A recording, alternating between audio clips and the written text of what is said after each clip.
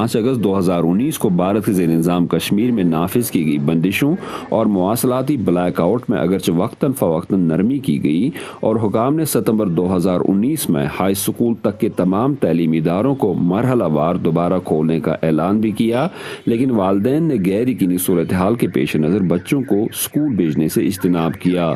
دسمبر میں موسم سرما کی طویل چھٹیوں کے بعد اب اسکول کھل گئے ہیں اور حاضری معمول کے مطابق ہے۔ It's a good step and already our Kashmiri students are not able to compete with the students outside the state.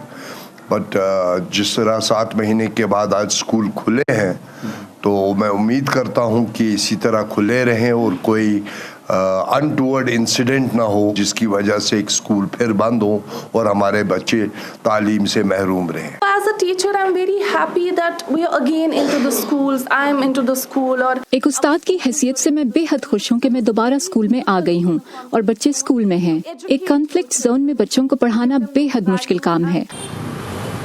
وادی میں پچھلے 3 ماہ کے دوران حالات تیزی کے ساتھ معمول پر آئے ہیں۔ کاروباری سرگرمیاں مکمل طور پر بحال ہو گئی ہیں، تاہم انٹرنیٹ پر اب بھی جزوی پابندی عائد ہے۔ والدین نہیں چاہتے کہ ان کے بچوں کا مزید وقت ضائع ہو۔ اسکول یہ ایک ہوتا ہے، ایک ڈسپلن جہاں پہ آتا ہے، بچوں کی پڑھائی ہوتی ہے، لیکن پچھلے 6 مہینے سے جو کچھ سب کچھ بند تھا پڑا تھا اس کی وجہ سے ان کو بھی ڈسٹرب ہو گیا، ماں باپ بھی بڑے پریشان تھے۔ تو یہ ایک اچھی فیلنگ ہے کہ ہماری اسکول پھر سے کھل گئے، آہستہ آہستہ ماحول پھر سے ٹھیک ہو گیا۔ We are very positive about this change. کئی ماہ تک دوستوں سے دور رہنے والے طالب علم بھی اسکول کھلنے پر خوش نظر آ رہے ہیں۔ آج پہلے دن بہت ٹائم کے بعد اپنے دوستوں سے ملیں گے، ٹیچر سے ملیں گے، ہم پڑھیں گے اب اچھے سے۔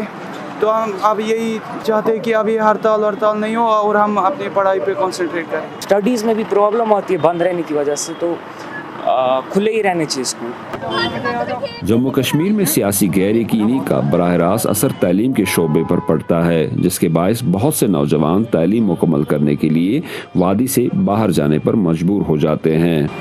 ہمیں انشور کرنا چاہیے کہ یہ سسٹم ایجوکیشن کبھی ڈسٹرب نہ ہو جائے، کیونکہ الٹیمیٹ امپاورمنٹ کے لیے ایجوکیشن، تعلیم کا ہونا سوسائٹی میں اور اس کا اچھی طرح چلنا سوسائٹی کے اپلفٹمنٹ کے لیے، سوسائٹی کے امپاورمنٹ کے لیے ضروری ہے۔ زبیر ڈار کے ساتھ Yusuf Jameel, voice of America, Sri Nagar.